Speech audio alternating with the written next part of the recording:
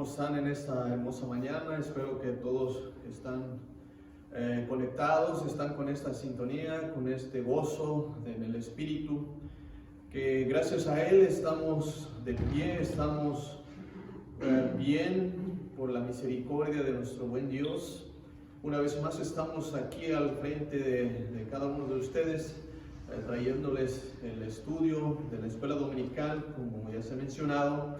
Pues gloria a Dios por todas las cosas que está haciendo, y pues damos gracias a Dios porque aún todavía seguimos adelante al pie del cañón, como se dice, con todas las cosas que está pasando. Aquí estamos dispuestos a seguir con lo que debemos estar, en lo que debemos estar ocupados, ¿verdad? Pues saludos a todos los que nos ven en casa, la Iglesia Cristiana Monte Sión, y para los que están en otros lugares, otras ciudades que nos ven en otros países, pues también bendiciones, saludos, y que el amor de Dios esté con cada uno de nosotros, y que la paz de Dios es la que prevalezca en toda esta situación, en todas estas adversidades en las cuales estamos atravesando. Bien, pues hoy una vez más vamos a entrar en el estudio que nos corresponde, y para los hermanos que van siguiendo las lecciones tras lección, pues ya estamos en el estudio número 19 de nuestro material. Así que pues ahí puede usted abrir su libro, el material que vamos siguiendo. Pues hoy nos toca hablar acerca del tema, la práctica de la verdadera religión. Ese es el tema que vamos a estar abordando en esta mañana. Y pues para que usted esté listo, también para los que no tienen el material, puede abrir su Biblia y buscar ahí en el libro de Miqueas, capítulo 6, los versículos 1 al 8. Ahí vamos a estar navegando, desarrollando el estudio de esta mañana, para que así todos estemos conectados y alineados en el mismo objetivo del tema del día de hoy. Bien, pues vamos a entrar en la lectura. Conforme está en el libro, leemos los versículos 1 de capítulo 6 de Miqueas. Después de esta lectura, pues vamos a ir en oración. Se lee la palabra de Dios en el nombre del Padre, del Hijo y del Espíritu Santo. Dice así, Miqueas 6:1: Oíd ahora lo que dice Jehová. Levántate, contiende contra los montes, y oigan los collados tu voz. 2. Oíd, montes, y fuertes cimientos de la tierra, el pleito de Jehová, porque Jehová tiene pleito con su pueblo y altercará con Israel. Versículo 3 dice: Pueblo mío, ¿qué te he hecho o en qué te he molestado? Responde contra mí. 4. Porque yo te hice subir de la tierra de Egipto y de la casa del servidumbre te redimí. Y envié delante de ti a Moisés, a Aarón y a María. 5. Pueblo mío, acuérdate ahora que aconsejó Balac, rey de Moab, y que le respondió Balaam, hijo de Beor, desde Sittim hasta Gilgal, para que reconozcas las justicias de Jehová. Versículo 6. ¿Con qué me presentaré ante Jehová y adoraré al Dios Altísimo? ¿Me presentaré ante él con holocaustos, con becerros de un año? Versículo 7. ¿Se agradará Jehová de millares de carneros o de 10,000 arroyos de aceite? ¿Daré mi primogenitura por mi rebelión o el fruto de mis entrañas por el pecado de mi alma? Versículo 8.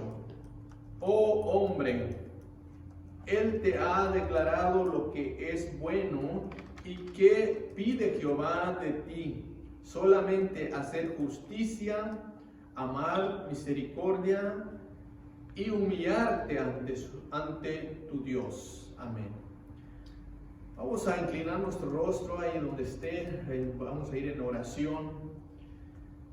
Nuestro buen Dios y Padre que moras en los altos cielos, venimos delante de ti, Señor, con este gozo, con esta alegría en nuestros corazones, de poder en esta mañana leer una vez más tu palabra, de estar aquí al frente de mis hermanos y que mis hermanos también están al frente de alguna pantalla en sus hogares, en la comunidad, donde quiera que se encuentren, que puedan oír, pueden escuchar tu palabra y puedan estar atentos al estudio que se lleva a cabo durante la semana, durante estos meses. Gracias, Señor, porque solamente tú pones el querer en nuestros corazones, así como el hacer. Muchas gracias te damos por todas aquellas bendiciones que recibimos día con día. Las misericordias son nuevas cada mañana. Muchas gracias porque por tu amor, por tu misericordia es que estamos de pie. Gracias, Señor, por el perdón que nos das, porque todos los días, Señor, nos perdonas y nos demuestras tu amor, aunque a veces hemos fallado en cosas que no te glorifican tu nombre. Pero estamos aquí, Señor, y tú tienes amor, misericordia y demuestras tu grandeza hacia nosotros, que siempre, Señor, estás para perdonar nuestros pecados. Gracias, mi Dios, en esta hora. Glorifícate, hónrate en la vida de cada uno de nosotros. Que tu palabra leída, que el Espíritu Santo sea la que nos ilumina, nos ilustra y nos muestra las verdades y nos capacita, nos orienta para que cada vez más seamos más preparados y más entendidos en lo que tu palabra nos enseña y que seamos capaces, Señor, de enfrentar toda adversidad que se nos presenta.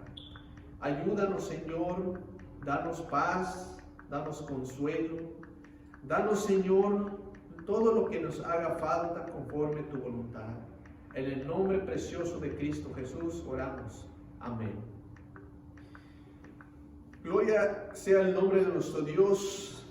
Conforme a este estudio que vamos a empezar, dice la práctica de la verdadera religión. Así es el tema que vamos a abordar. Pues hemos mencionado que este va a estar basado en Miqueas capítulo 6, 1 al 8. Ahí en su Biblia, pues estamos siguiendo los libros proféticos, ¿verdad? Ya estamos en el Miqueas. ¿Se acuerdan? Hace 8 días hablamos acerca del profeta Jonás. Pues hoy abordaremos alguno de este capítulo 6, versículo 1 al 8 del profeta Miqueas. Así que arranquemos con este tema, la práctica de la verdadera religión. Cuando habla de la verdadera religión, significa que hay falsa religión. Pues aquí ese es el tema que vamos a estar desarrollando, ¿verdad? Y quiero comenzar con este pensamiento que dice así: la verdadera religión se evidencia practicando la justicia, amando la misericordia y manteniéndonos humildemente ante Dios. Ese es un pensamiento, ¿verdad?, central del tema que vamos a ver en esta hora. Sobre la verdadera religión, hay evidencia de la verdadera religión y también hay evidencia de la falsa religión, ¿verdad? Entonces, Y esperemos en Dios que todos, como quisiera que todos practiquemos realmente la verdadera religión. Pero aún así vamos a desarrollar y vamos viendo de que sí hay falsa religión en la cual unos están ahí practicando. Por una parte por ignorancia y por otra parte por costumbres, ¿sí? Bien, Miqueas capítulo 6, pues esto nos va a ayudar un poquito a entender acerca del tema. Una de las características más notables de los profetas del Antiguo Testamento, se enfatizan en el aspecto práctico de la religión. Como hemos mencionado, algunos de los profetas del Antiguo Testamento se concentran en esto de la práctica de la religión. Pues en sí la religión se entiende como un conjunto de creencias acerca de Dios. Pues como se ha mencionado muchas veces, nosotros no enseñamos o no predicamos la religión, sino que predicamos a Cristo, ¿verdad? Pero realmente la religión es un conjunto de creencias acerca de Dios y su repercusión en las normas morales que regulan la conducta individual y social. Esto es lo que define la religión. Bien, entonces si nosotros tenemos creencias acerca de Dios, entonces estamos en una religión y es la religión verdadera, que eso nos ayuda a regular la conducta individual y social, y eso nos mueve entonces a dar culto a Dios, pero con principios, con creencias concretos que que enseña la palabra de Dios y nos mueve a rendirle culto a Dios y comportarnos también de cómo se debe, tratando a los demás, ¿verdad? Con justicia, con amor. Eso es la verdadera religión. Pues Isaías, el profeta Isaías, estaba también interesado más bien en asuntos de carácter político. Por ejemplo, en cuestión la corrupción de los gobernantes y también, mientras que la preocupación de Miqueas en este caso que vamos a hablar, pues está enfocado un poquito más acerca de los pobres campesinos que eran explotados sin misericordia por los ricos. La situación entonces en Judá como en Israel era mucho más seria por la razón de que los líderes religiosos no solo consentían en la explotación de los pobres, sino que también además ellos mismos promueven la corrupción. Era tal que como que los dominaba un espíritu de falsedad, haciéndoles profetizar mentiras. Entonces, esa es la situación en la cual estaba pasando el pueblo de Dios, tanto Judá como Israel, que habían líderes religiosos, ¿verdad?, que consentían la explotación a los pobres, y no solo consentían, sino que promovían también un espíritu de falsedad hacia los pobres. Entonces, hay esta falsedad en cuestión a los religiosos, a los líderes religiosos en aquellos tiempos. Dice la palabra de Dios, ¿verdad? Si alguno andando con espíritu de falsedad mintiere diciendo, yo te profetizaré de vino y de sidra, este tal será el profeta de este pueblo. Así dice la palabra. Bien, este es como por ejemplo vemos que hay realmente la práctica de una religión verdadera, pero así también la práctica de una religión de falsedad. Bien, comencemos con el punto número 1, analizando este tema. Dice, La queja de Dios contra su pueblo. La queja de Dios contra su pueblo. Eso lo podemos ver ahí en los primeros versículos de Miqueas capítulo 6, versículo 1. Con el inciso de nuestro estudio dice, Dios está en pleito con su pueblo. Dios está en pleito con su pueblo. Leamos los versículos 1 y 2 de Miqueas, capítulo 6. Dice así: Oíd ahora lo que dice Jehová. Levántate, contiende contra los montes, y oigan los collados tu voz. 2. Oíd, montes fuertes, cimientos de la tierra, el pleito de Jehová, porque Jehová tiene pleito con su pueblo, altercará con Israel. Entonces, aquí podemos ver realmente, hay una queja de Dios contra su pueblo. Dios está en pleito con su pueblo. ¿Por qué razón está en pleito con su pueblo? ¿Qué está pasando con el pueblo de Dios? Y sabemos, como en los profetas que hemos mencionado, Oseas, Abdías, ahora Miqueas, Jonás, siempre por causa de la maldad, ¿verdad? Siempre por causa de la maldad, de la infidelidad hacia con Dios. Pues aquí el profeta Miqueas dice: oíd ahora lo que dice Jehová. Levántate, contiende contra los montes y oigan los collados tu voz. Con frecuencia se ha dicho que los desastres naturales muchas veces son usados por Dios para reprender a la gente.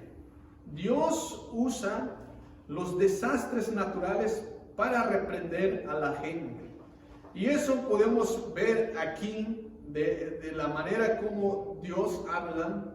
Dice que oigan, que se levanten y que dice contiende contra los montes y oigan los collados. Aquí personaliza los montes, los collados, habla sobre la tierra, ¿verdad?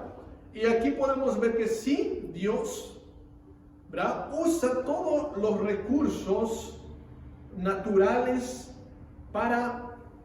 con un fin, con un propósito de Dios. Lo usa como un instrumento para comunicar un mensaje de Dios. Por eso dice: levántate, contiende contra ¿quién? Contra los montes y oigan los collados. ¿Qué pueden hacer los montes? ¿Qué pueden hacer los collados? ¿Qué hay en la tierra? ¿Verdad? Las fuerzas de la naturaleza y también del reino animal, Dios los usa para comunicar, como he dicho, los mensajes de Dios. Dios puede mover todas las cosas. Dios puede mandar huracanes, terremotos. Dios puede hacer tormentas con tal de sacudirnos, con tal de movernos, como se ha dicho muchas veces. Que el pueblo de Dios, cuando está en una estabilidad, cuando está en una comodidad, entonces el pueblo de Dios parece que necesita un sacudón, necesita algo que los mueve. Y regularmente se ha dicho con frecuencia, como he dicho, cuando sucede algún desastre natural, una manifestación que no se puede explicar, que solamente Dios lo puede hacer, es cuando entonces la gente empieza a prestar atención, empieza a analizar, a pensar por qué está sucediendo tales desastres, qué está pasando. Pero, como he dicho, la maldad cada vez está creciendo. entonces por esa causa de la maldad de la humanidad, entonces Dios nos reprende, Dios manda mensajes, manda advertencias de que nos demos cuenta que la situación en la que estamos viviendo. En este caso, ¿verdad? Estamos pasando por un momento de emergencia, pero ahora Dios está usando, ¿verdad?, una enfermedad, una pandemia en la cual pues todo el mundo, ¿verdad?, está pensando, y muchos gobiernos, presidentes de otras nacionalidades, acuden a Dios clamando, pidiendo oración, pidiendo que nos sane, pidiendo que haya ya una vacuna. ¿Por qué? ¿Por qué acuden a Dios en estos tiempos? ¿Por qué no acudieron a Dios cuando todo estaba bien, cuando no hay una enfermedad? ¿Por qué? Porque Dios sacude a las naciones, a los grandes países en momentos así como manda una epidemia, manda una pandemia en la cual está la gente ahora asustada, preocupada. Los gobiernos están luchando, buscando de la manera cómo salir en esta situación. ¿Por qué? Porque cada vez más nos está afectando como seres humanos. Pero nosotros que estamos en Dios entendemos, ¿verdad?, que Dios nos está mandando un mensaje, que podemos ver de que realmente Dios es grande, poderoso, que domina los recursos naturales, así como el reino animal. Dios tiene un absoluto control, Dios es soberano sobre todas las cosas, y por eso hace lo que Él hace con todos aquellos. Pero aquí hay un pleito con su pueblo. Ahí no está Dios contento. Dios está, ¿verdad?, quejándose contra su pueblo. La pregunta que podía hacer en esta hora: ¿Dios está contento con el pueblo de Dios en este tiempo? ¿Cómo nos verá Dios? ¿Cómo ve a Dios la humanidad? ¿Cómo está comportándose? ¿Cómo está cada vez avanzando en esta situación en cuestión, la corrupción, la maldad y todo lo que se está sucediendo en el mundo? Y tal vez el mensaje es que nos diga que oíd ahora, dice Jehová, levántate, contiende contra los montes y oigan los collados. Oíd, dice, montes fuertes, cimientos de la tierra, el pleito de Jehová, porque Jehová tiene pleito con su pueblo. Altercará, dice, con Israel. Ahora, levántate, contiende. No estamos luchando contra un desastre natural, no estamos luchando contra los montes, contra los collados, ¿verdad?, los fuertes cimientos de la tierra, no estamos, pero estamos luchando. El mundo está luchando contra un virus. El mundo está luchando, combatiendo, buscando los recursos, ¿verdad?, para poder salir en eso. Entonces hay un pleito contra Dios, hay un combate, el Señor dice, Jehová tiene pleito con su pueblo, está altercado con Israel, porque quiere demostrarnos, nos está mandando un mensaje. ¿Cuál es el mensaje? Que nos demos cuenta de la situación en que estamos ahora, en que está el mundo. Necesitan volverse a Dios, y Dios cumple sus propósitos. Bien, Dios usa, como he dicho,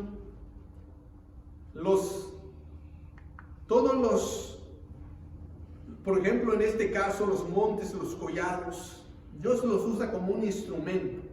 Y eso podemos decir, ¿verdad?, que hay ejemplos de eso. Hay ejemplos, son bíblicos, pasajes que realmente Dios ha demostrado en la historia que ha sucedido. Dios ha usado, por ejemplo, el diluvio que mandó Dios, ¿verdad? Sabemos de esto que se encuentra en Génesis capítulo 7, acerca del diluvio que estaba pasando en ese tiempo, que Dios manda un diluvio, lluvia, mucha agua sobre la tierra, que destruye todo por causa de la maldad. Entonces vemos que Dios usa, ¿verdad? Dios usa como instrumento los desastres naturales. También podemos mencionar el fuego que consumió a Sodoma y a Gomorra. También Dios consumió con fuego. Dios usa como instrumento para castigar, para advertir al pueblo de Dios por causa de la maldad. También ha enviado leones, ¿verdad? Leones ha enviado de parte de Dios. Y también la última clase hemos visto la tormenta que obligó, que fue arrojado Jonás al mar. Dios levanta esa tormenta para que así de esa manera Jonás sea arrojado en el mar. Ahí están los ejemplos y podemos seguir mencionando otras más, ¿verdad? Otros ejemplos más acerca de cómo Dios usa las fuerzas naturales, usa el reino animal para comunicar un mensaje de Dios, ¿verdad? Y cumple sus propósitos, así como Jonás usó la tormenta para cumplir sus propósitos, porque Jonás tenía que llegar a llevar el mensaje a la ciudad de Nínive. Y también, pues ahí podemos ver que también manda al pez, al gran pez, que Jonás también ahí fue usado ese pez como un instrumento de transportar a Jonás hacia la tierra. O sea, son cosas maravillosas que Dios hace, ¿verdad?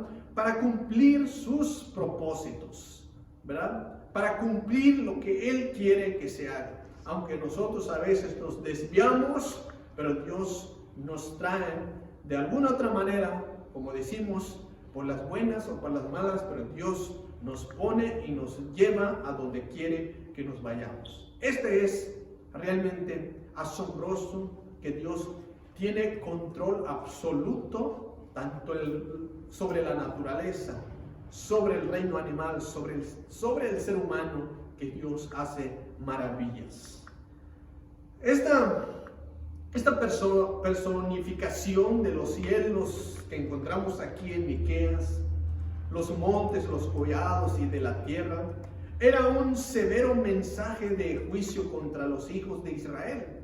Está mandando un mensaje para que realmente entiendan en qué situación, que recapaciten, que analicen, que están en una grave situación y que necesitan entonces arrepentirse y voltearse a Dios y regresar a Dios. Tenían el conocimiento, pero actuaban como seres irracionales. ¿Por qué? Porque realmente sus comportamientos no van de acuerdo al conocimiento de Dios que Dios les había dado.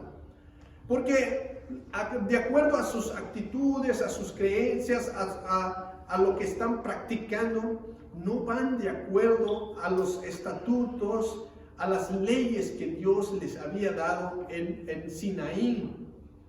Están actuando irracionales, no están pensando cómo debe de ser sus procederes en cuestión, asuntos de conducta, asuntos de diversos tipos, para que así de esa manera puedan servir y agradar a Dios. Como he mencionado, había corrupción con los líderes, había cosas que no glorifican a Dios, contendían, promovían corrupción. Todas esas cosas, pues obviamente que Dios no le agrada, aparte de que había idolatría.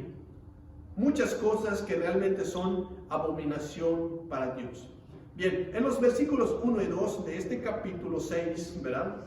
Pues ahí podemos ver que resaltan tres palabras que explican el sentimiento de Dios hacia su pueblo. ¿Cuáles son esas tres palabras que resaltan en estos dos versículos? Ahí podemos ver primeramente la palabra que dice contiende. Y la otra palabra que resalta aquí es el pleito. La otra palabra sería altercará. Son palabras que realmente resaltan el sentimiento de Dios, lo que siente Dios hacia sus pueblos. O sea, ¿qué siente Dios, verdad, hacia su pueblo? O sea, contiende, pleito, altercará, ¿verdad? Es porque realmente no le está gustando, no le está agradando Dios la conducta, el proceder de cada uno de los del pueblo de Israel. Y por eso ya tiene ese sentimiento de altercarse, de pleito, de estar en contienda. Y eso es el que lo está causando que mencione, mande al profeta para que lleve este mensaje. Queremos que Dios esté contento, que se agrade, que esté bien con nosotros, que no tenga ese sentimiento de que quiera pelear con nosotros. Pero ¿cómo? ¿Con qué vamos a defendernos nosotros? ¿Cómo vamos a pelear? Dice Dios, es el pueblo, dice, porque Jehová está en pleito con Jehová y altercará a Israel. ¿Quién va a ganar en ese pleito? ¿Podemos nosotros ponernos así al frente a tratar de pelear con Dios? No somos nada, no podemos. Pero Dios tiene este sentimiento, porque si realmente empezáramos a pelear con Dios, no podemos ni levantar un dedo. Nos aplastará, nos consumirá, mandará fuego y nos elimina por completo. Consume la tierra por completo como Sodoma y Gomorra. Y por eso, pero Dios es grande su amor y su misericordia. Es que nos manda mensaje, que miremos, que las cosas que como dice, oigan a los montes, a los collados, que veamos lo que está sucediendo, todo lo natural, traen mensaje de Dios, que nos demos cuenta que no se mueve nada si no es porque Dios lo ha permitido. De esa manera podemos ver que Dios es poderoso y que debemos atender, que nos está diciendo algo, nos está mandando un mensaje. Por eso este asunto de la pandemia, hay personas, yo personalmente me han hablado, me han dicho algunos amigos que lo dicen claramente, ya estuvo bueno, dice, ahora sí, me doy cuenta de que estaba mal, pero con esto, pues Dios nos está chicoteando, y ya me voy a poner a servir a Dios. Así algunos lo han dicho. Ojalá y realmente hay este sentimiento, este sentimiento, más bien el arrepentimiento en el corazón del ser humano, que diga que realmente el mensaje de Dios haga efecto en el corazón de aquella persona, para que realmente se vuelva a Dios y sirva a Dios con todo su corazón. Como he dicho, que el Dios está en pleito, pero ¿por qué? ¿Cuáles son las razones por las cuales está en pleito con Dios? Mencionamos algunos de los en qué situación estaba el pueblo. Algunos de los delitos que se habían cometido, o sea, que se estaban multiplicando. Habían quienes abandonaron completamente a Dios, le dieron la espalda a Dios. Otros que abrazaron religiones cananeas. Pero hay otros también que mezclaron el culto a Jehová con el culto a Baal y a otros dioses. Y eso es realmente abominación contra Dios, el abuso también a los pobres, la corrupción de los líderes religiosos. Son esas que mencioné, algunos de los delitos que estaban cometiendo el pueblo de Dios, y por eso mismo, eso es lo que le ha causado ese sentimiento a Dios de sentir esa contienda, ese pleito, ese que dice que ya está, quiere altercarse con su pueblo. Por eso manda ese mensaje, que oigan, que atiendan el mensaje que Dios está mandando. El inciso B de nuestra lección dice: Dios demanda respuesta de su pueblo. ¿Qué es lo que demanda Dios? El versículo 3 nos dice así: pueblo mío, dice, ¿qué te he hecho o en qué te he molestado? Responde contra mí. Repito lo que dice Dios. Pueblo mío, ¿qué te he hecho o en qué te he molestado? Así dice el versículo 3. Es una mezcla de ternura con dolor, habla nuestro Dios aquí. ¿Por qué? Porque el Señor se dirige a Israel como pueblo mío. Habla de su pueblo, dice pueblo mío. Entonces por eso dice, comienza con esto, con una mezcla de ternura y también con dolor. Habla el Señor y le dice, pueblo mío, ¿qué te he hecho? ¿En qué te he molestado? Es una pregunta, ¿verdad? ¿Qué te he hecho? ¿En qué te he molestado? Dice Dios. Y por otro lado, pues ahí podemos ver el gran pesar del proceder del Señor, ¿verdad? Al decir, ¿qué te he hecho? ¿En qué te he molestado? Eso es lo que podemos ver aquí, que también revela un castigo, revela, no está queriendo castigar, sino que quiere que realmente se arrepienten de en qué situación está. Le está advirtiendo en qué te he molestado, qué te he hecho. Realmente Dios es bueno y todos lo sabemos. No podemos decir que Dios es malo. No podemos decir porque Dios manda esta situación porque Dios es malo. No. Dios sigue siendo bueno a pesar de las cosas que están pasando. Simplemente nosotros tenemos que ver el propósito, la razón por las cuales suceden las cosas. Y tenemos que aceptar la situación y darnos cuenta y pensar en qué situación estamos y dónde debemos de seguir adelante. Y por eso aquí, con estas palabras, pueblo mío, una palabra de ternura y también palabras también de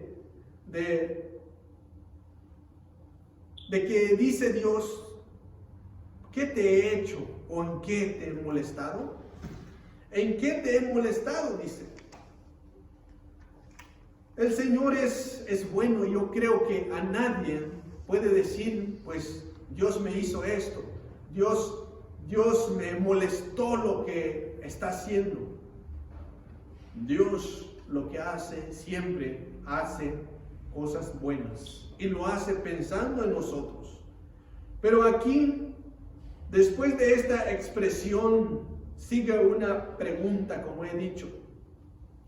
¿Qué te he hecho o en qué te he molestado? Aquí podemos ver que Dios se convierte como el protagonista de la discusión, porque Él dice, ¿en qué te he hecho?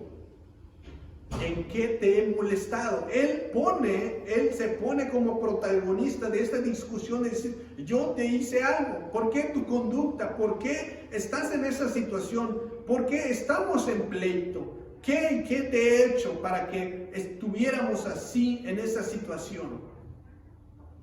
Regularmente cuando hay situaciones de pleito, altercamientos, cuando hay una situación difícil de 2 o 3 personas, regularmente muchos no reconocen quién es el causante de la discusión.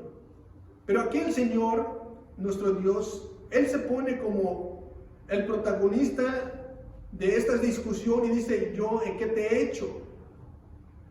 ¿En qué te he ofendido? ¿En qué te he molestado? ¿Cuál sería la respuesta? ¿Cuál sería tu respuesta si alguien así te pregunta, ¿qué te he hecho? Tal vez la respuesta es, si es sincera, le dices la verdad, pues esto me hiciste.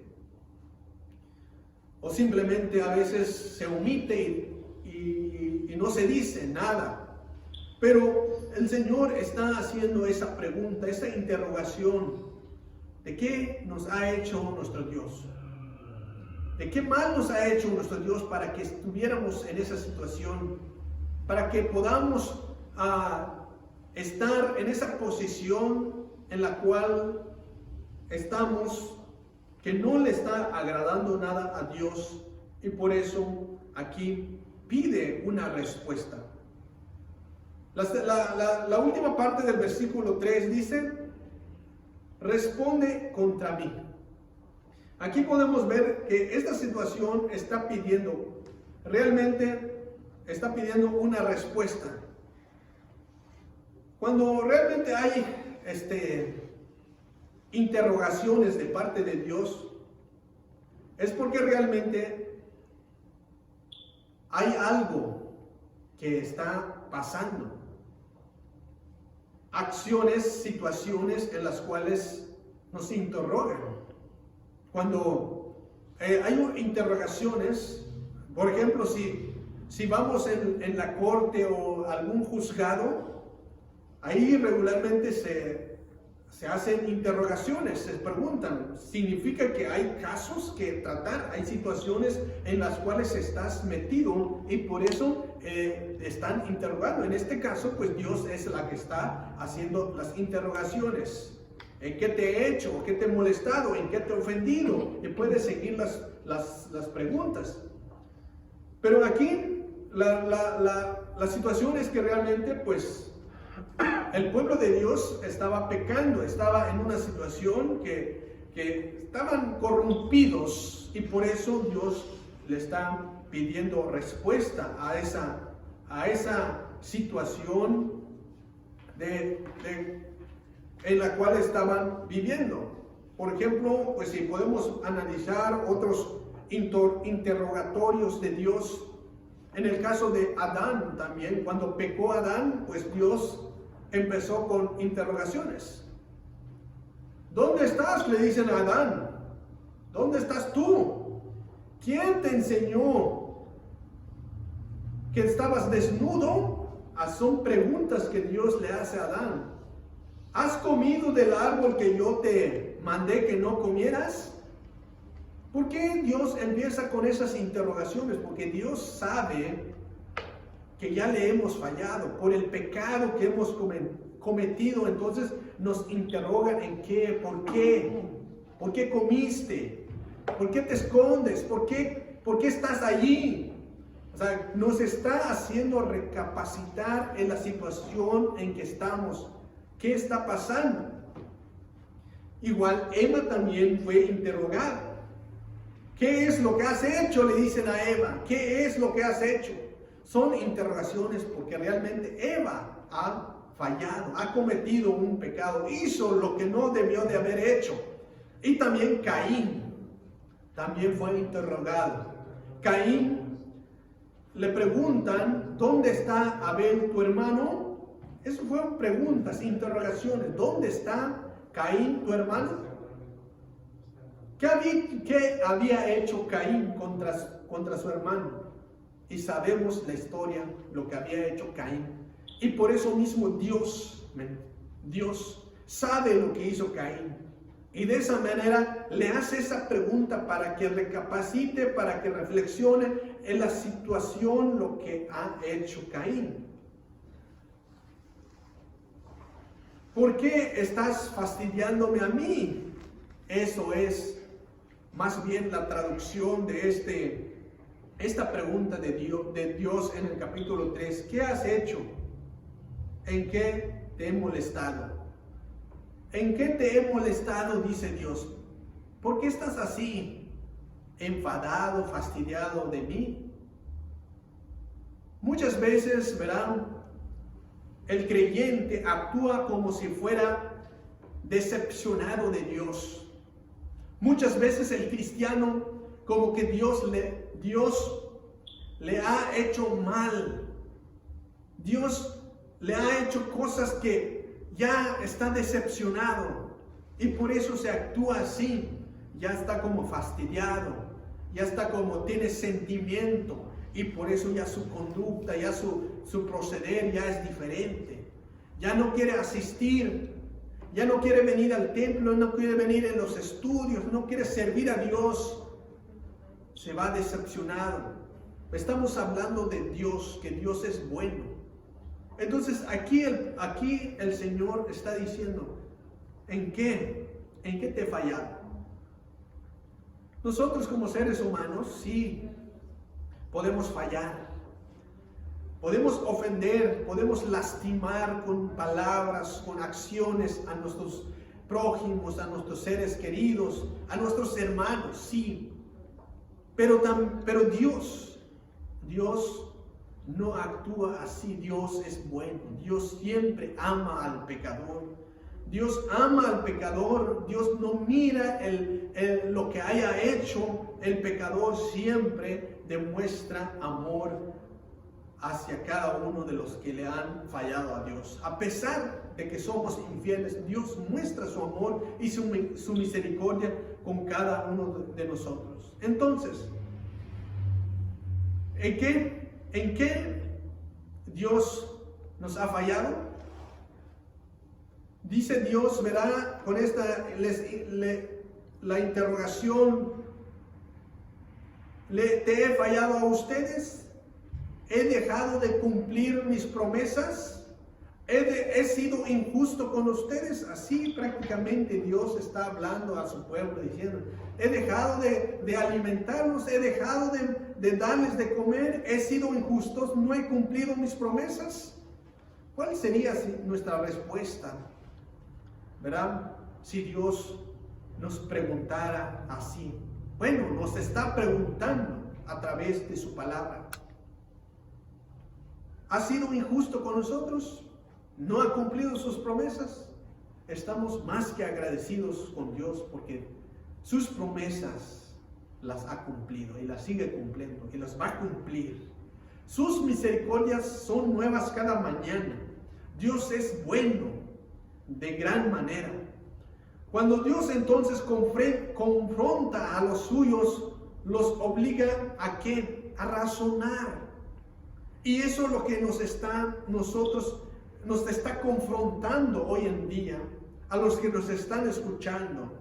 Nos está confrontando porque nos está diciendo, mira, así como le dice a Adán, a Eva, a Caín, les interroga, ¿por qué? Porque le han fallado a Dios. Han cometido pecado. Y nosotros que hemos fallado a Dios también nos interroga. La pregunta es para nosotros, nos dice, ¿en qué te he fallado? ¿En qué te he fastidiado? ¿Por qué estás así?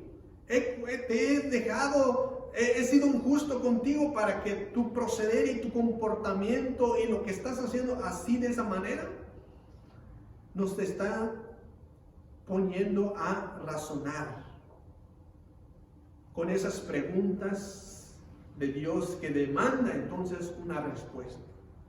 Respóndeme, dice, responde contra mí, dice Dios.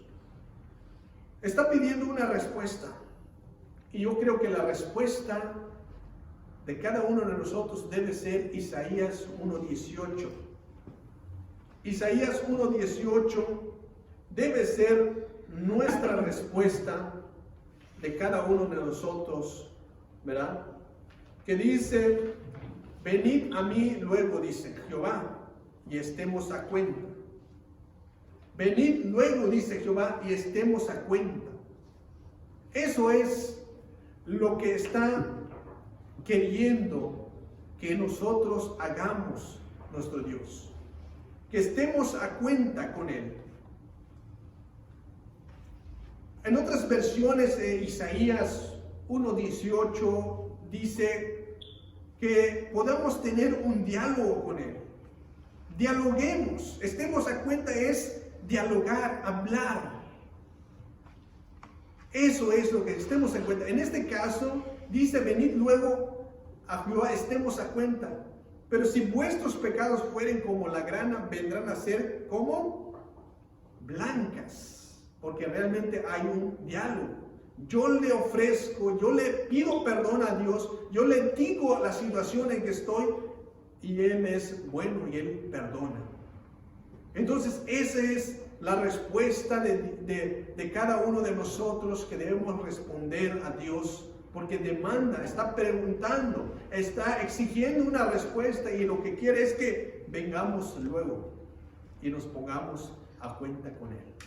Todos debemos voltearnos, razonar y mirar a Dios y hagamos ese diálogo y decirle a Él, te he fallado, perdóname, necesito que me perdones porque te he fallado, no he hecho lo que debo de hacer, pero aquí estoy. Tener esa comunión con Él, tener esa confianza de acercarse, como dice sus palabras, confiadamente al trono de su gracia, acercarse y entrar en comunión con Él. Eso es entonces la respuesta que Dios está pidiendo. El punto número 2 de nuestra lección dice así: Dios recuerda a su pueblo. Dice Dios recuerda a su pueblo su ciudad. Dice el inciso A: librándonos de la esclavitud. Los versículos 6 y 4. Librándolos de la esclavitud. En los versículos 6 y 4 dice así. Versículo 4 del capítulo 6. Porque yo te hice subir de la tierra de Egipto y de la casa del servidumbre te redimí. Envié delante de ti a Moisés, a Aarón y a María. Eso es lo que dice el versículo 4.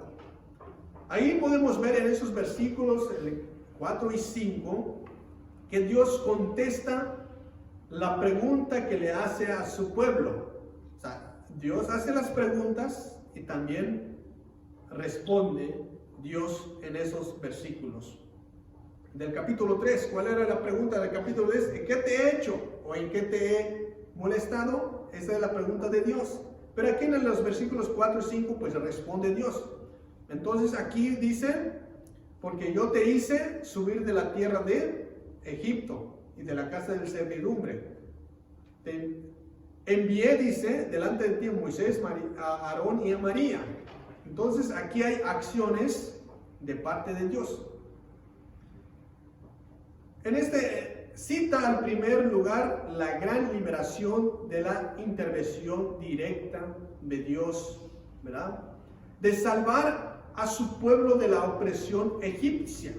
Eso es lo que dice, yo te hice subir de la tierra de Egipto. Esa es una de las cosas que podemos ver de que Dios, ¿verdad?, responde esa pregunta. Yo hice subir, o sea, quiere decir que Dios actuó de una manera directa, ¿verdad?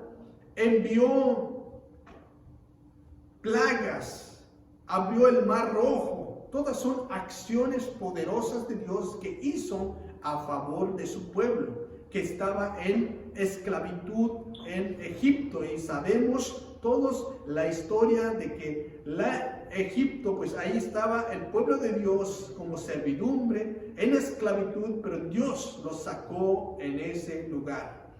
Dios actuó, Dios dice, hice, y Dios envié delante de ti a Moisés, a Aarón y a María. Quiere decir que Dios está respondiendo esa pregunta. Dice, ¿qué te he hecho? ¿En qué te he molestado? Aquí está mencionando lo que ha hecho Dios. Yo te saqué de la esclavitud. Yo mandé a alguien mandé a Moisés y a Aarón y a María. Yo los envié, dice Dios.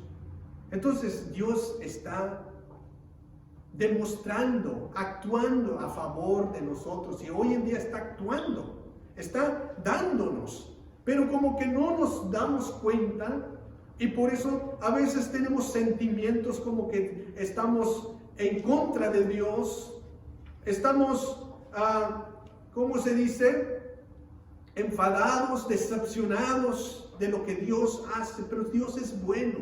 Dios siempre ha hecho cosas a favor de su pueblo. Envió, como he dicho, plagas, abrió el mar, y podemos seguir enumerando las obras que Dios hizo a favor de su pueblo cuando sacó de Egipto, ¿verdad? En esa liberación de esclavitud, ¿verdad? Pero realmente hay muchas de las cosas y no podemos seguir haciendo esa lista, pero lo importante es que en la liberación de Egipto, ¿verdad?, debe ser entendido en su magnitud, ¿verdad? Porque sabemos de que hoy en día Egipto representa el reino del mal.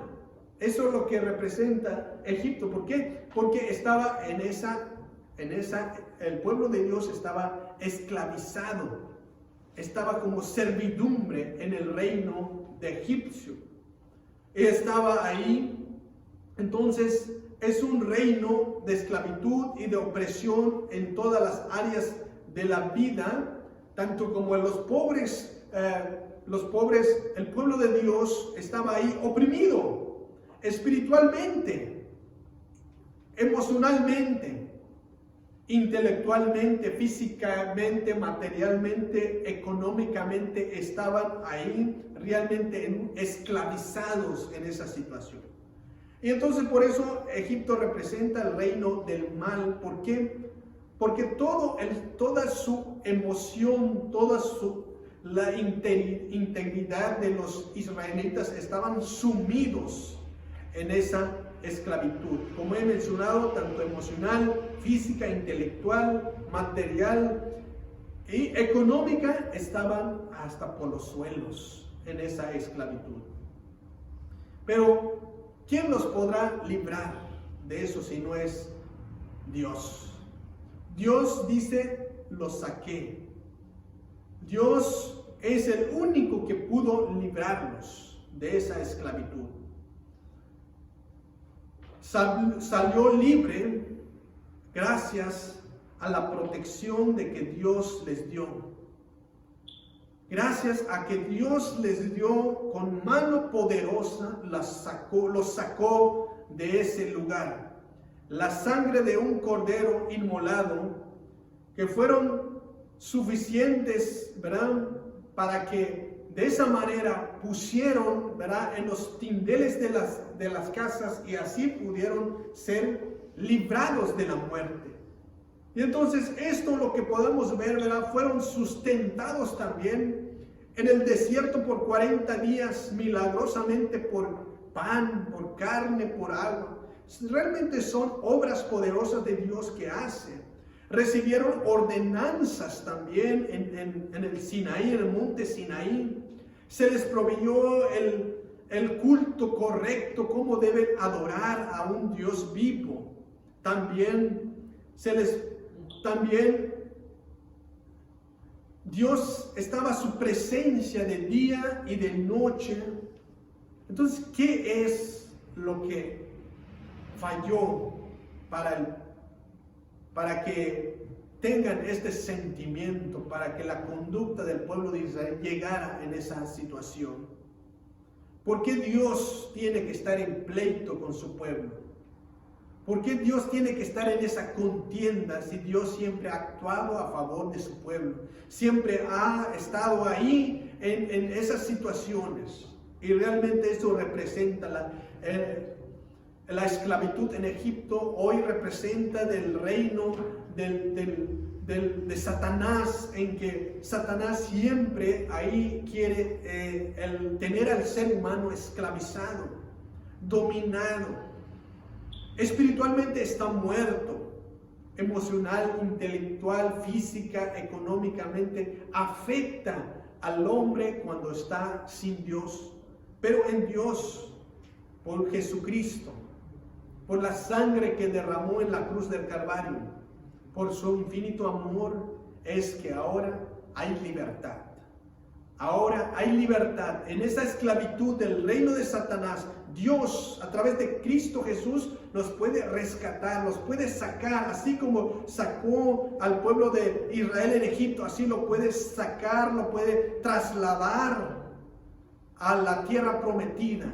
Así hoy Dios lo puede sacar de la esclavitud, lo puede trasladar al reino de Dios, donde hay paz, donde hay gozo, donde hay vida y vida en abundancia. Es lo que Dios está prometiendo, es lo que tenemos, es lo que Dios nos da.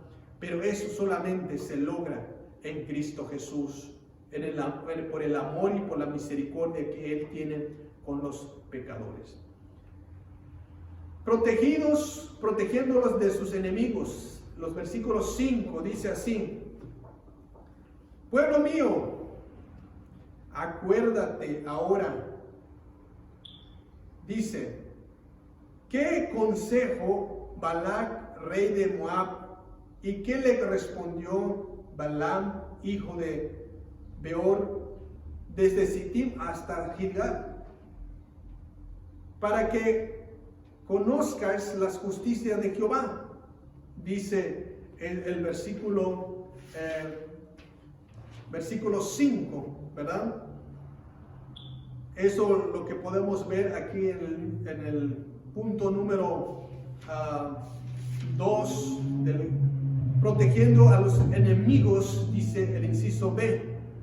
En el caso de Balac y Balaam, se registra en el libro de Números 22-24. Moab era la pequeña nación que se encontraba en el este del Mar Muerto. Tenía el río Unión como un límite del norte hacia Israel. Tenía que cruzar por este territorio para que podían entrar en la tierra prometida. Pues Balac era rey de Moab. Pensó que Israel le atacaría y tomaría posesión de su país. Por lo tanto, mandó a traer un adivino llamado Balaam, que vivía en Petor, una localidad al norte del río Éufrates, en las inmediaciones de Carquemis. Este adivino tenía conocimiento de Jehová. Y Balaam es que mientras aquel insistía en que Israel fuera maldecido, Balaam lo bendecía. Las bendiciones contra el pueblo de Dios eran ineficaces por causa de la protección divina. Además, como el mismo Balaam lo declaró, él ni nadie podía maldecir a quien Dios lo había bendecido. Así. Entonces esta historia de Balac y Balaam, ¿verdad? Balac era el rey, ¿verdad? Entonces de los moabitas, y pues como sabían de que por fuerza tenía que pasar el pueblo de Israel para conquistar a la tierra prometida, entonces Balac, que es el rey, pues pensó que los iba a destruir. Pues entonces se preparó y mandó a llamar un adivino que se llama Balaam, para que empezara a maldecir al pueblo de Israel de tal manera que no sean conquistados, destruidos por el pueblo de Israel. Pero Balaam, que es el adivino, pues ya tenía conocimiento de Jehová. Sabía quién era el Dios de Israel. Pero en lugar de que Balac insistía a maldecir al pueblo, pues lo que hizo Balaam es de que empezó a bendecir al pueblo de Dios, al pueblo de Israel. Insistían. Y él declaró, Balaam declaró, dice así, él ni nadie podía maldecir a quien Dios había bendecido. Así fue la declaración de Balaam. Él ni nadie podía maldecir al quien Dios había bendecido. ¿A quién se refiere? Al pueblo de Dios. Nadie podía, dice, nadie podía maldecir al que Dios ha bendecido.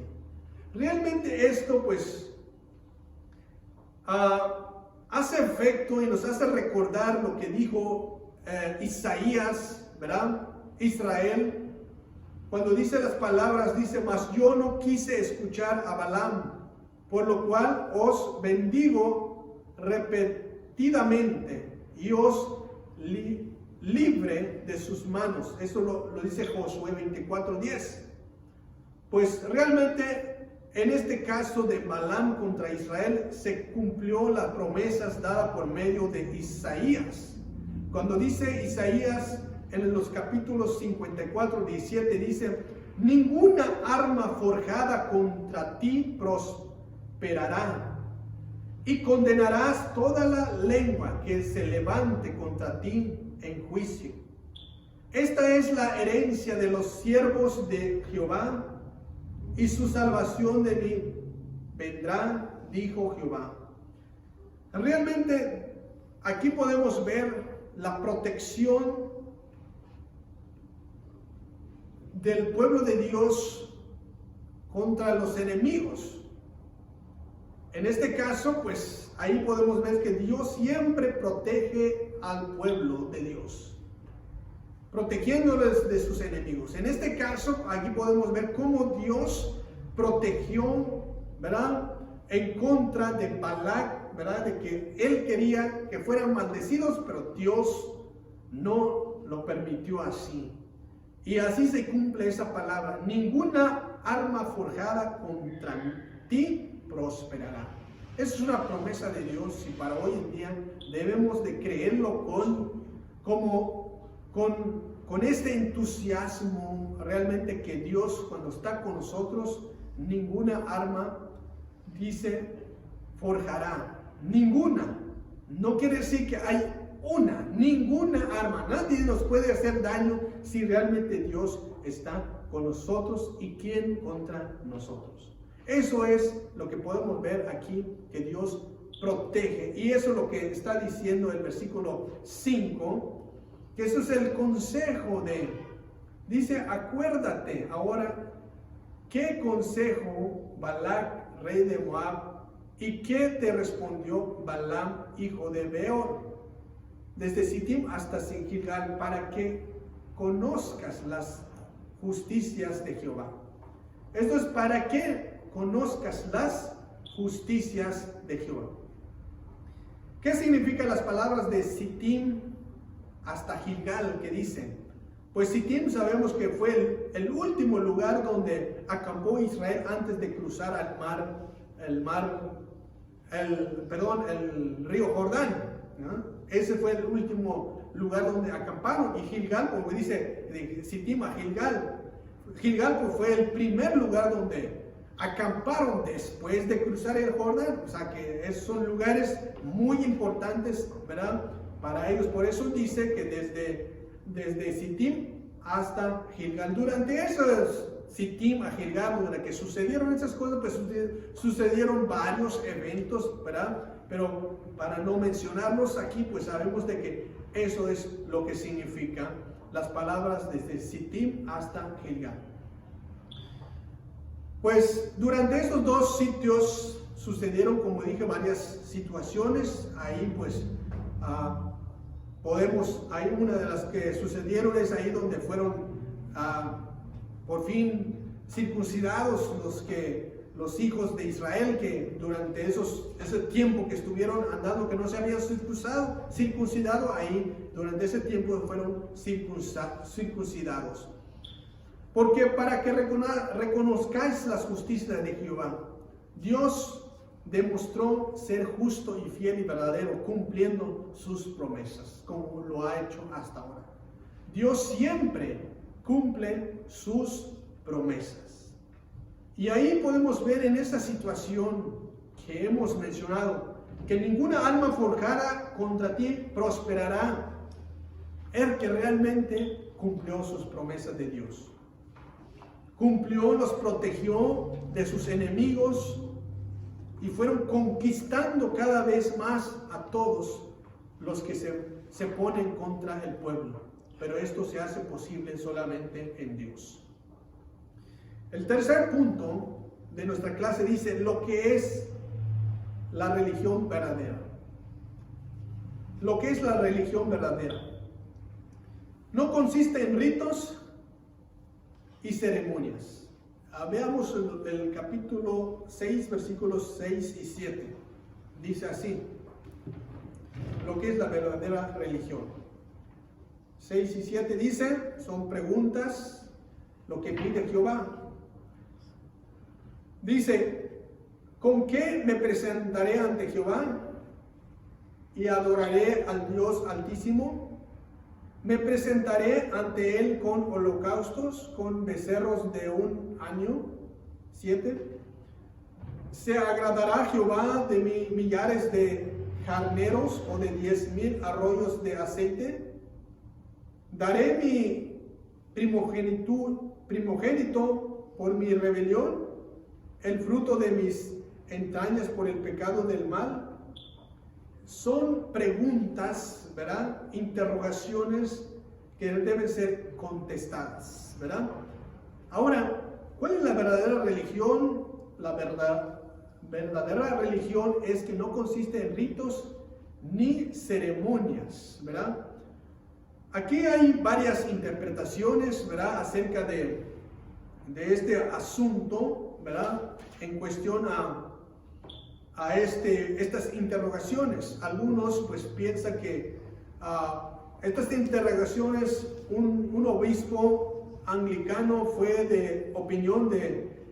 una opinión equivocada, que estas preguntas, ¿verdad? Lo hizo Balac a Balaam, o sea, lo hizo Balac a Balaam. Eso es lo que explica él con esa respuesta. Y pues con esa respuesta responde en el versículo 8. Otros han pensado que este capítulo, ¿verdad?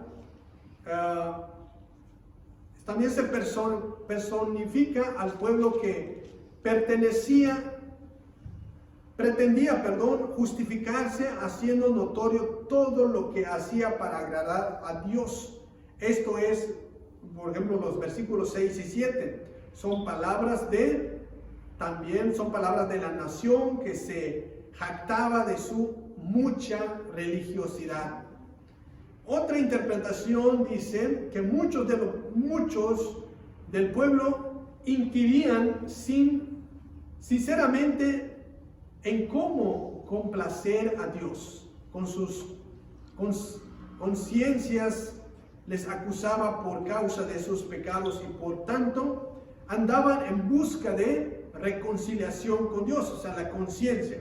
Por última, que es la más certera interpretación, es aquella que sostiene que Miqueas pues se vale de preguntas de un tanto retóricas para aclarar algo que obvio en las escrituras, ¿verdad? Son preguntas retóricas que es para aclarar obviamente algo obvio que están en las escrituras. Esas son algunas de las interpretaciones que realmente acerca de quién hizo esas preguntas, ¿verdad?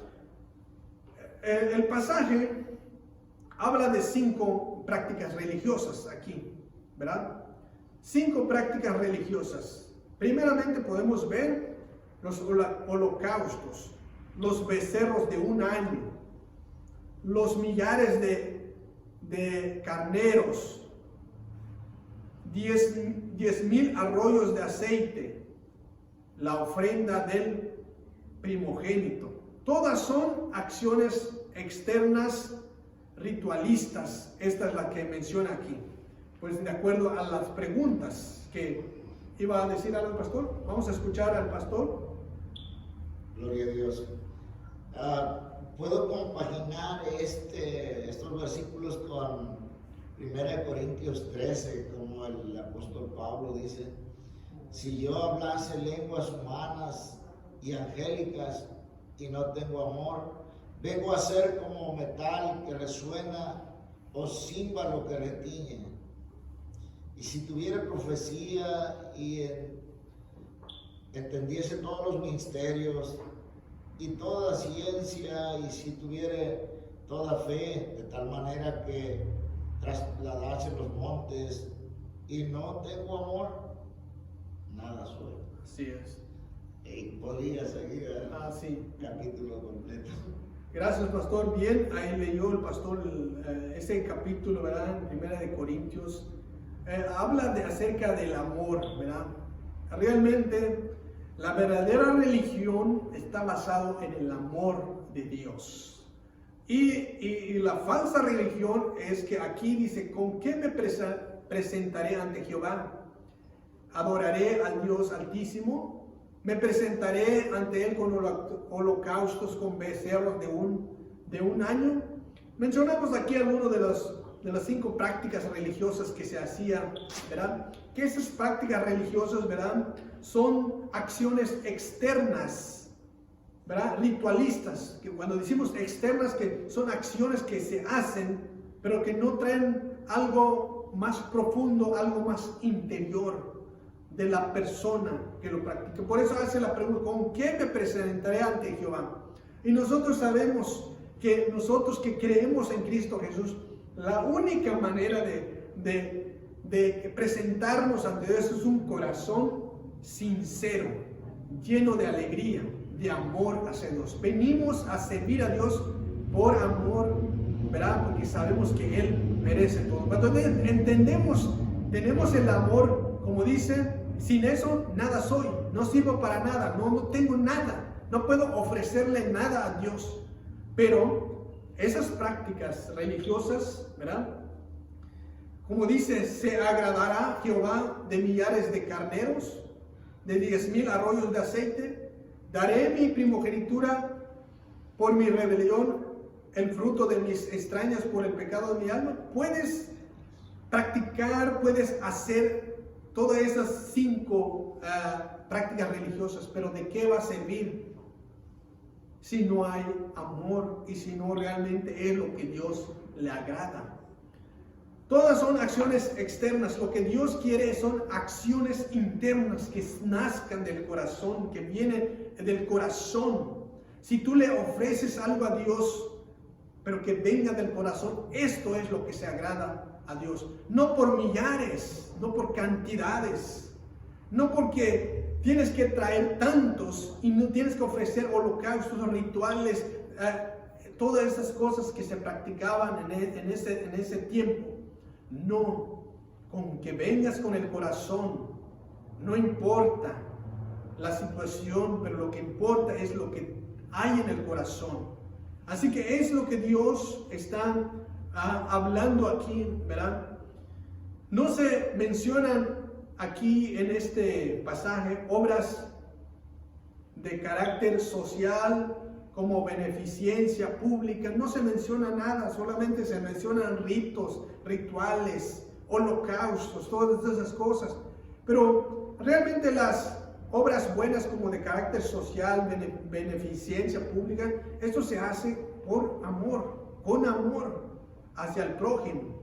Para los que solo quieren tranquilizar sus conciencias, porque hay gente que solamente quiere tranquilizar sus conciencias, a querer ofrecer dinero, a querer dar algo, piensan que con dar una buena cantidad o regalar algo a alguien o a los pobres o traer algún dinero, una cantidad a la iglesia, piensan que con eso ya están bien con Dios.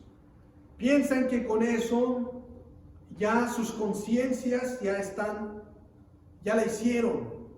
ya pudieron llamarle la atención al favor de Dios, con eso los puede perdonar Dios. Pero realmente eso no es así. No se puede tranquilizar sus conciencias con ofrecer alguna ayuda pública, alguna beneficencia pública, no, sino que se hace interiormente, de corazón. Todo aquello que ofrezcas a Dios sin que Él no los haya pedido, pues no es aceptable para Dios, es algo ofensivo ante Él, ante su presencia. Por ejemplo, esto podemos ver en la ofrenda de Caín, ¿verdad? Que no fue agradable ante Dios porque no es lo que Dios había pedido. Y eso es ofensa para Dios. Entonces, realmente lo que hay que ofrecerle a Dios es algo lo que Dios ha pedido. ¿Qué es lo que Dios ha pedido? Ofrenda, como dice Romanos 12:1, ¿verdad? Que seamos ofrenda ante Dios. Os ruego, dice, por la misericordia de Dios, que presentéis vuestros cuerpos como ofrenda a Dios, como un olor fragante, agradable ante Él. Eso es lo que está pidiendo, como una ofrenda. Los actos religiosos deben ser producto de una actitud correcta o buenas relaciones con Dios, pero no hay amor, no hay compasión. En este caso, actos religiosos deben ser producto de una actitud correcta. ¿Cuál es la actitud correcta? Que debe ser con compasión y amor. Pero para que tengas esa compasión y que tengas amor, tienes que tener una buena relación con Dios. Porque si no tienes una buena relación con Dios, entonces careces de compasión y careces de amor. Pero necesita uno entonces tener esa buena actitud para poder entonces ofrecerle, para que Dios se agrada de lo que uno le ofrezca a Dios. El último punto, el inciso B, dice, consiste en una buena relación con Dios y con el prójimo. El versículo 8, para terminar, dice, oh hombre, dice, Él te ha declarado lo que es bueno y que pide Jehová de ti, solamente hacer justicia, amar misericordia y humillarte ante Dios. Bien, hemos visto los otros versículos donde realmente carece de obras buenas. La religiosidad, la práctica de una religiosidad equivocada es que solamente están pensando acciones externas, rituales, en las cuales no hay obras buenas que realmente son impulsados por el amor de Dios que está en uno.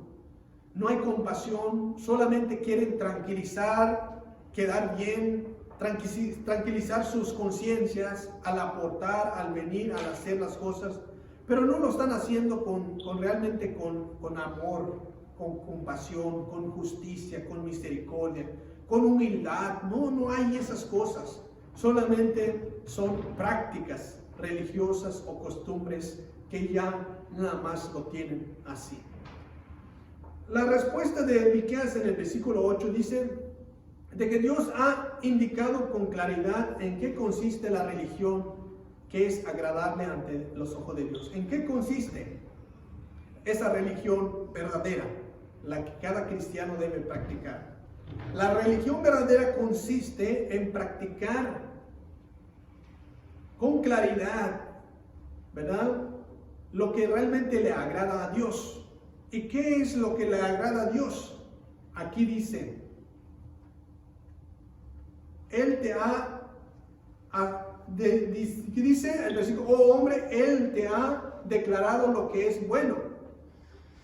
Y que pide Jehová. ¿Qué es lo que pide Jehová en esta buena religión? La religión verdadera. Solamente 3 cosas: hacer justicia, amar misericordia y humillarte ante Dios. En la religión verdadera se debe manifestar esas tres cosas que pide Dios: hacer justicia, amar misericordia y humillarse ante Dios. Esos son lo que se debe resaltar en la verdadera religión en cada creyente. Ya lo sabemos, y eso es lo que Dios está pidiendo. Como decimos, el que no sabe qué quiere decir lo que Dios pide de su vida es que no conoce la palabra de Dios. Es así de simple. El que Dios pide de tu vida y no la sabes, entonces porque careces de conocimiento de la palabra de Dios. No has prestado atención a las predicaciones, no has prestado atención a las enseñanzas, no has prestado atención a los siervos de Dios, porque ellos son los que predican la palabra. Entonces hay carecimiento de saber realmente la verdadera actitud para accionar dentro de la verdadera religión. Otro problema que hay es la ignorancia de la palabra. El que la desconoce no sabe agradar a Dios ni servir. Hay muchos que todavía ignoran cómo deben agradar a Dios y cómo deben servir a Dios. Pero cómo pueden agradar, y es cuando ya los que no conocen a Dios, los que no están en Cristo Jesús, pues se van con esa falsa religión de pensar que con acciones externas o con traer cosas, holocaustos o ofrecer algo a Dios, con eso ya la hicieron. No es por ahí. Es realmente, como dice Miqueas, son tres cosas específicas, nada más: hacer justicia, amar misericordia y humillarse delante de Dios. Esto no se logra tampoco si no estás en Dios, si no tienes una buena relación con Dios. Para que tú puedas amar y dar amar misericordia, como dice, necesitas amar a Dios primero, para que así de esa manera también puedes amar a tu prójimo. Para hacer justicia y comportarte como una persona justa, no puedes dar justicia si no tienes la justicia de Dios.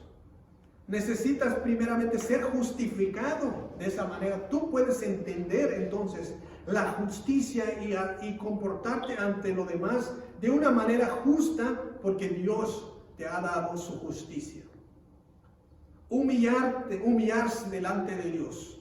La palabra, el Espíritu Santo que está en nosotros, es la que nos hace que cada vez más sintamos el efecto el efecto que hace Dios a través de su palabra en nosotros, a través de su Espíritu, que nos mueve, nos hace sentir el dolor y nos humillamos ante Dios, ¿verdad? De esa manera podamos entonces estar en esa práctica de la verdadera religión. Tres cosas específicas nada más. Sin esas tres cosas específicas, si se carece de eso, necesitas conocer la palabra, necesitas entonces atender la voz de Dios, de tal manera que solamente Dios hace posible que las cosas suceden cuando le busquemos a Él. Recuerda entonces lo que Dios le dijo a Salomón, segunda de Crónicas, ¿verdad? Capítulo 17. 17:14, y dice: si se humillare mi pueblo, sobre el cual mi nombre es invocado, y oraren y buscaren mi rostro, y se convirtiesen de sus malos caminos, entonces yo oiré desde los cielos, y perdonaré sus pecados, y sanaré su tierra. Estas son las palabras de Dios, ¿verdad? Y eso es lo que está pidiendo. Esa es la única manera de cómo estar dentro de esa verdadera religión. Humillarse. Y si se humillare en mi pueblo. Eso es para que se cumplan esas tres cosas específicas, claras, se requiere humildad. Nadie, como dije, puede hacer justicia si no es justo. Nadie puede por dentro, porque necesita la justicia de Dios. Porque nadie puede dar lo que no tiene. Necesitas dar lo que tienes.